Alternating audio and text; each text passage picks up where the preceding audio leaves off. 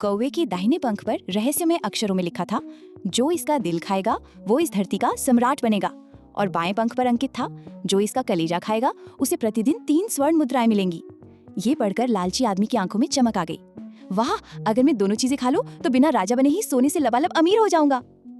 इसी बीच वो बूढ़ा जिसने कौवे को पकड़ा था, पंखों पर कुछ लिखा देखकर ठिठक गया। लेकिन पढ़ ना पाने के कारण उसने चालाक आदमी से पूछा। मुनाफाखोर ने कपट भरी मुस्कान के साथ झूठ बोला, कुछ भी नहीं लिखा है, ये तो बस मेरी शरारत है। मैं बोरियत मिटाने के लिए ऐसी अक्षर बना देता हूँ। अगर तुम सच में किस्मत आजमाना चाहते हो तो इसका दिल और कलेजा मुझे दे दो, बदले में मैं तुम्हें सोने से भरा थैला सौंप दूंगा। भोला बूढ़ा उसकी बातों में फंस गया और वैसा ही किया। लेकिन नियति ने कुछ और ही रच रखा था। वहीं पास खड़े 2 गरीब बच्चे, जिन्होंने कभी मांस का स्वाद तक नहीं चखा था, भुने हुए कौवे की सुगंध से खुद को रोक ना सके। एक ने दिल उठा लिया और खा गया, दूसरे ने कलेजा। जब मुनाफाखोर अंदर आया और बच्चों को देखकर सच्चाई समझी तो उसका क्रोध फूट पड़ा। मूर्खों, दिल और जिगर कहाँ गए? इनके बिना सब व्यर्थ है। वो तिल मिलाकर चला गया। उसी पल बूढ़े आदमी को भी समझ आया कि उसके हाथ का सोने का थैला तो छलावा था, वो तो गायब हो चुका था। गुस्से और पछतावे में उसने बच्चों को डांटते हुए बाहर निकाल दिया। दूर हो जाओ यहाँ से और कभी लौट कर मत आना, अभागो।